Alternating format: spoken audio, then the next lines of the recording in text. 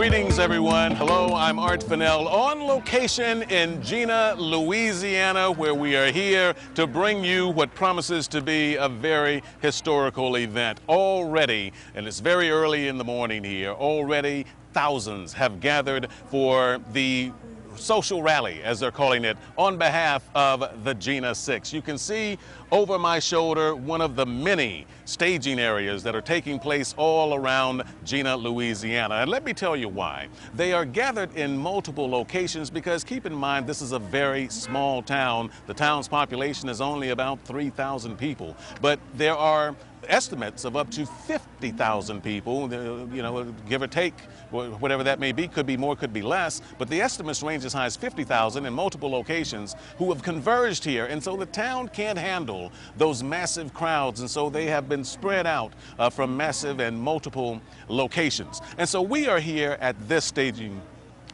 alley, the staging place here, to tell you what's going on.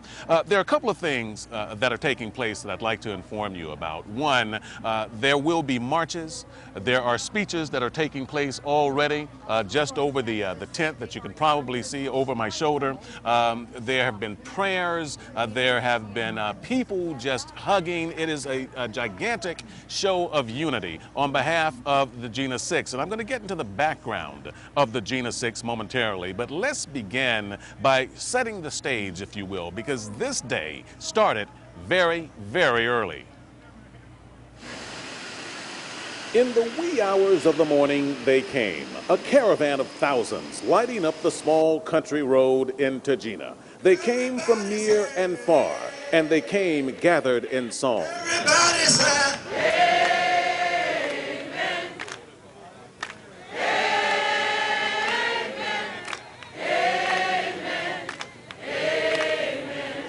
And they gathered with united voices in support of the Jena 6. When do you want it? Now! What do you want? Justice! No justice? No peace! What do you want? Justice! No justice? No peace! No peace? No justice!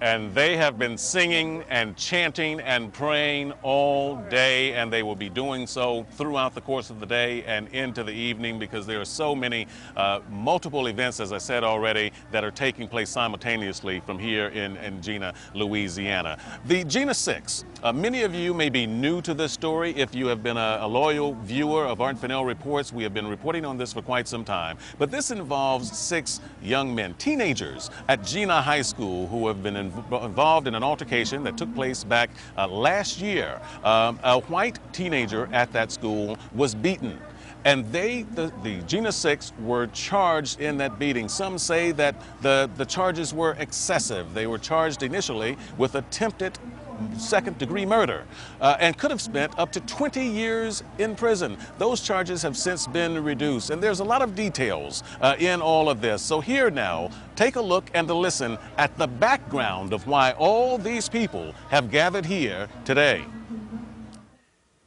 In September of 2006, a group of black students at Jena High School asked permission from school administrators to sit under a tree, usually populated by white students. Permission was granted, but the next day, 3 nooses in school colors were found hanging from that tree. After an investigation, school administrators determined that 3 white students were responsible for the nooses, and the principal recommended they be expelled. But his recommendation was overturned by the superintendent of schools. The official, who's white, ordered the students to only serve a 3-day suspension. He called the hanging of those nooses a youthful stunt. Those words would split even further an already deeply divided town. I think a couple boys made a mistake, you know, but I think it's all being blown out of proportion. I was very offended because that's a racial slur against us.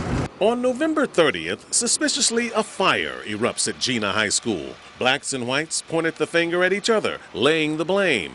It was never figured out. Then, the following night, another incident. Robert Bailey Jr. and some of his friends tried to enter a party, attended mostly by white teenagers. Bailey was attacked. On December 4th, just 3 days after that attack, Justin Barker, a white student, was allegedly bragging to friends that Bailey was beat up by a white man.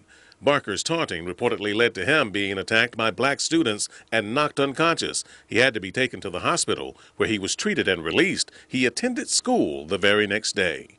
The 6 students, however, now known as the Jena 6, were accused of beating Barker and expelled from school, even though school policy said that they should have just been suspended for 3 days. And it didn't end there. The 6 students were taken into custody and charged with attempted second-degree murder, which could cost them 20 years behind bars.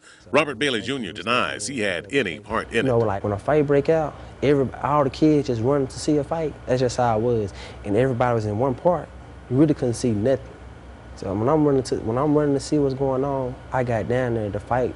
It was over with. The coaches and students was breaking up the fight. Bailey has since had his charges reduced to aggravated battery and conspiracy to commit aggravated battery. Same thing for defendants Carwin Jones, Theo Shaw, and a juvenile whose name has not been released. Defendant Bryant Purvis has not been arraigned and continues to face murder charges. And Michael Bell, who's already been to trial, was quickly convicted of aggravated battery by an all-white jury. Bell could get 15 years in prison and pay a $10,000 fine.